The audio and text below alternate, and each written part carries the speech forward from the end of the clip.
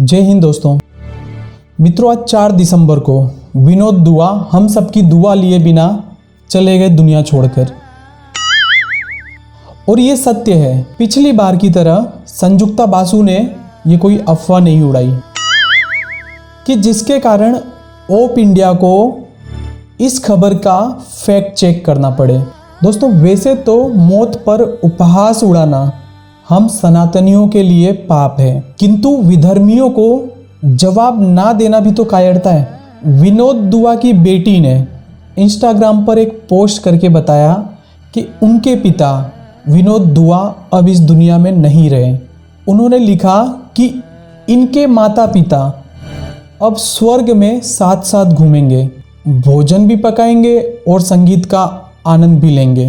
प्यार का रही हूँ तेरी जुल्फ के साए में, कुछ देर ठहर जाऊं, तुम तेरे मुसाफिर हो, अब छोड़ के चलोगे, ये सोच के घबराऊं।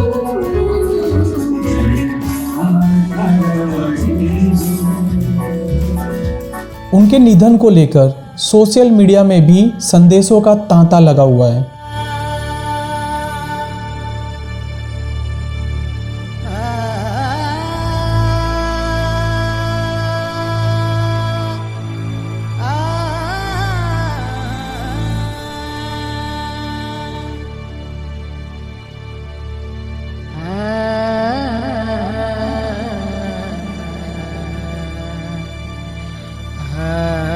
दोस्तों, मुझे नहीं पता कि विनोद दुआ स्वर्ग जैसी कोई अवधारणा में विश्वास रखते भी थे या नहीं, लेकिन ये तो तय है कि हर किसी की अपनी एक शख्सियत होती है और वो अपने जीवन के कर्मों से तय किया जाता है कि उनके जाने के बाद लोग उन्हें किस तरह से याद करते हैं। इस लिहाज से भी विनोद दुआ ने अगस्त 2018 में खुद ही एक ऐसी लाइन खींच दी थी कि उससे ये मुश्किल हो रहा था कि इन्हें किस तरह से याद किया जाए।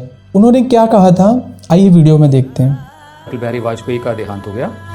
उनकी उम्र 93 साल थी। हमारे यहाँ एक बहुत बड़ा पाखंड होता है, दिखावा होता है कि जो दिवंगत हो जाए, जो इस दुनिया में ना रहे, जिसका देहांत हो जाए, उसको अचानक से महापुरुष बना दिया जाता है। और फिर जो जिस तरह की श्रद्धांजलियां दी जाती है, ये समझा जाता है कि this is politically correct to praise a person after he is gone.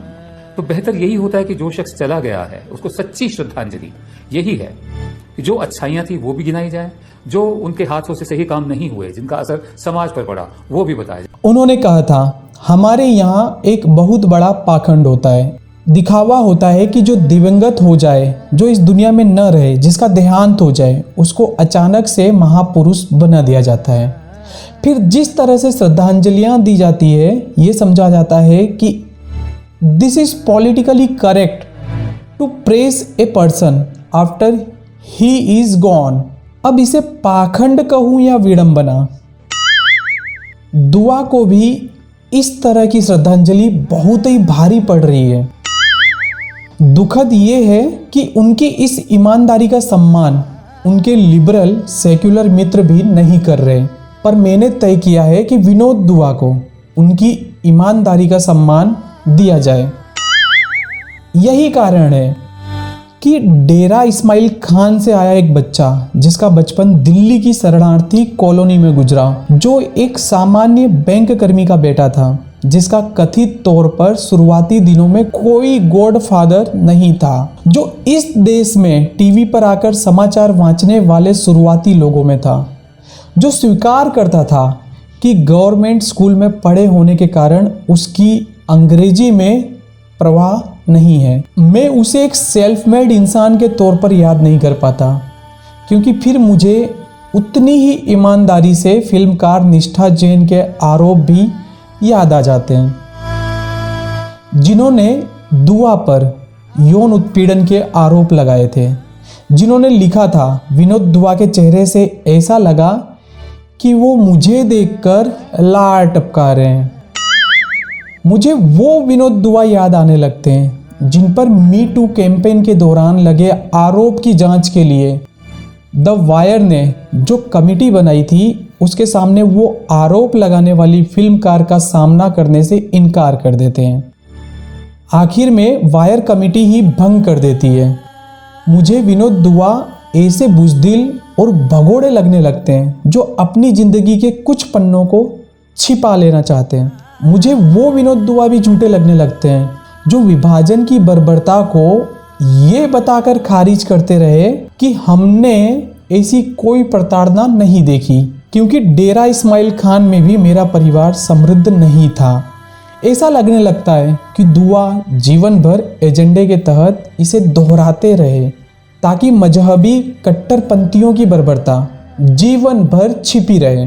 वो बर्बरता जिसके कारण कई बेटियों ने कुएं में कूदकर अपनी लाज बचाई थी। न जाने कितनों के साथ हैवानियत हुई, न जाने कितनों को धर्मांतरण के लिए मजबूर कर दिया गया। ऐसा लगने लगता है कि जैसे बर्बरता को समृद्धि से जोड़कर विनोद दुआ पूरी जिंदगी इन्हीं जख्मों का मजाक बनाते रहे। जब मैं उन्हें एक वरिष्ठ पत्रकार के रूप में याद करने की कोशिश करता हूँ तो मुझे वो तमाम एक तरफा टिप्पणियाँ याद आने लगती है जो उन्होंने बैठकर अपने स्टूडियो में की थी।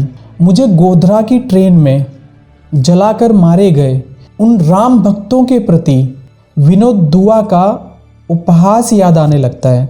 समझ नहीं आता है कि वो कैसा वरिष्ठ पत्रकार रहा होगा जिसे मौत तभी रुलाती है जब वो ऐसे लोगों का हो जिन्हें जमीन में दफन होना है। उसे जलाए गए लोगों की मुखाग्नि याद क्यों नहीं रहती? निजी जीवन में विनोद दुआ कैसे इंसान थे ये उन्हें करीब से जानने वाले लोग ही बता सकते हैं। वो कैसे पिता थे ये बताना मल्लिका का एकाधिकार है। वो सहयोगी के रूप में कैसे इंसान थे ये तो सिर्फ स्वरा भास्कर, उदित राज, आशुतोष, अरफा खानूम और राकेश टिके जैसे लोग ही बता सकते हैं। लेकिन हम जैसे लोग जिन्होंने विनोद दुआ को दूरदर्शन पर देखकर उनके साथ खुद को जोड़ा था, आज इस उलझन में है कि उन्हें कैसे याद करें, क्योंकि हम मरने के बाद भी उस शख्स के साथ कोई पाखंड नहीं करना चाहते भाई, जिसकी पूरी जिंदगी ही पाखंड रही हो। खैर, वीडियो पसंद आया तो लाइक करें, चैनल सब्सक्राइब करें। वीडियो नहीं पसंद आया है तो कमेंट बक्स में गरिया भी सकते हैं। तो दोस्तों, आज की वीडियो में सिर्फ इतना।